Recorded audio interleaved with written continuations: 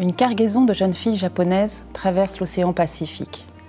Elles se rendent à San Francisco pour y trouver un mari japonais dont elles ne savent rien. Elles ont simplement une photo de cet homme qu'elles vont épouser. Elles s'imaginent des histoires de princesses, de belles histoires d'amour. La réalité est beaucoup plus crue. Elles se retrouvent à labourer des champs, à essayer d'aimer cet homme, à lui faire des enfants. Et puis tout d'un coup, la guerre arrive, la Deuxième Guerre mondiale. Alors, internées, avec leur progéniture, leur mari, elles essayent de survivre encore une fois. Sur le bateau, nous étions presque toutes vierges, nous avions de longs cheveux noirs, de larges pieds plats et nous n'étions pas très grandes. Certaines d'entre nous n'avaient mangé toute leur vie durant que du gruau de riz et leurs jambes étaient arquées. Certaines n'avaient que 14 ans, c'étaient encore des petites filles.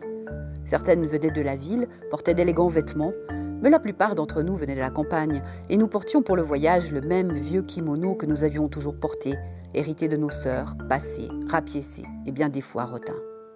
Parfois, l'océan nous avait pris un frère, un père ou un fiancé. Parfois, une personne que nous aimions s'était jetée à l'eau par un triste matin pour nager vers le large. Et il était temps pour nous, à présent, de partir à notre tour. Julie Otsaka n'est pas que romancière, elle est aussi peintre.